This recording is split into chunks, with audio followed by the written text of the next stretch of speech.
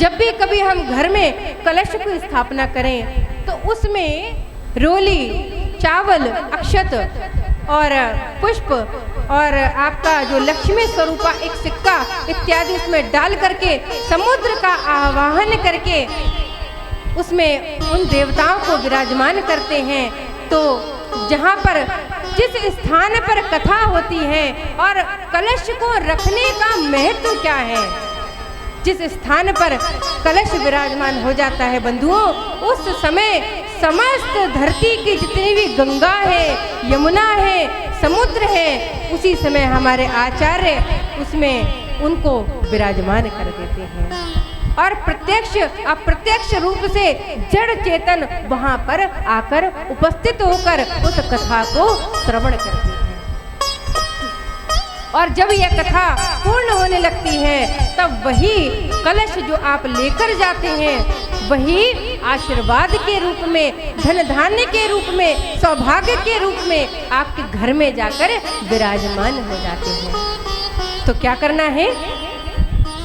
पंचम दिवस की कथा में आपको पूर्ण रूप से ज्ञात हो जाएगा कि इस कलश का आगे कैसे विसर्जन करना है। कहा कि आम्र वृक्ष को जब भी हम कलश में स्थापित करें तो कभी भी पत्र के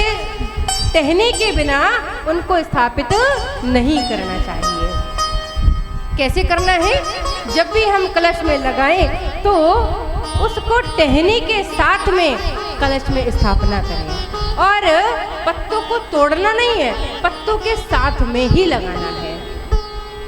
जब भी उसको पूजा जब हमारी पूर्ण हो जाए तो उसको कलश से निकाल करके उस टहनी को आपको कितनी, इस प्रथम उंगली की तर्जनी उंगली की एक अंगुल मात्र से उनको टुकड़ों को काट लेना है और एक टुकड़ा और एक पत्ते को आपको उसकी बंधनवार बनानी है। बंधनवार तो समझते हैं ना सभी माताएं, ध्यान दें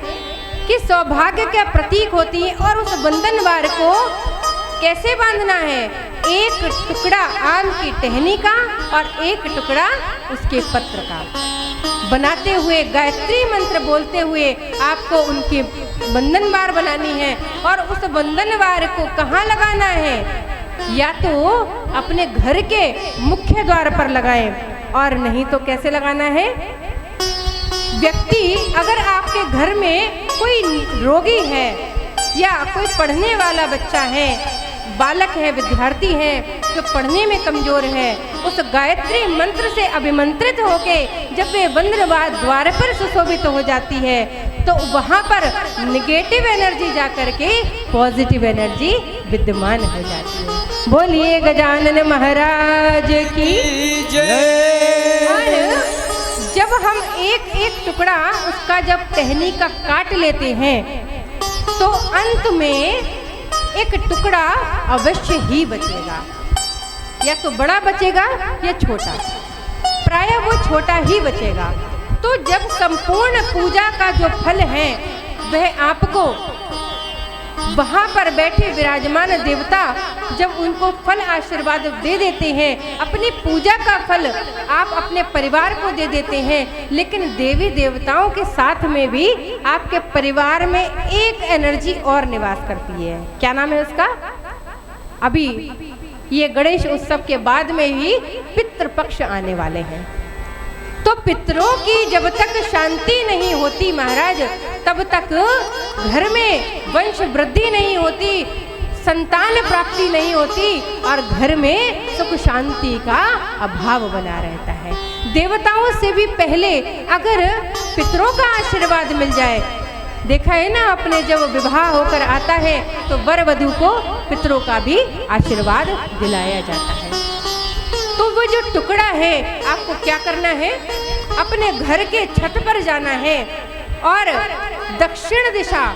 पितरों की दिशा कौन सी कही गई है? दक्षिण दिशा। दक्षिण दिशा में ले जाकर के उस बचे हुए टुकड़े को आप अपने पितरों के नाम से ले जाकर के उसको फेंक देना है। और फेंक करके, क्योंकि उस पूजा का फल आप उन पितरों को भी समर्पित कर रहे हैं, तो ले जा करके उसको पीछे मुड़कर नहीं देखना है, आपको फिर उसको फेंक कर आ जाना है। कलश के जल को, आपके घर में कोई रोगी है, अगर कोई घर में रोगी है तो उस जल को आप डाल करके उसको स्नान कराइए, पूरे घर में उसका छिड़काव करिए और उस कलश को धो करके सुखा करके उसमें या तो अपने मंदिर के नैऋत्य दिशा में, गूगल पे सर्च करेंगे ना नैऋत्य दिशा कौन सी होती है, नैऋत्य कोण में उस कलश को स्थापित कर देना है और खाली नहीं करना भैया, उसमें अन्नपूर्णा माता को विराजमान करना है। अगर आपका घर का मंदिर का स्थान छोटा है तो आपको उसको रसोई घर में स्थापित करना है। और जब भी कभी कोई नया कार्य हो, घर में श्री सत्यनारायण भगवान की पूजा हो या अन्य कोई पूजा हो, तो आपको क्या करना है, उसी कलश को दोबारा से धो पोंछ करके सुखा करके उसमें अन्न को भरना है, जल को भरना है और जो अन्न था वह पक्षियों को डाल देना है। तो उस अन्न का निवास अन्नपूर्णा माता की कृपा आपके घर में सदैव बनी रहे।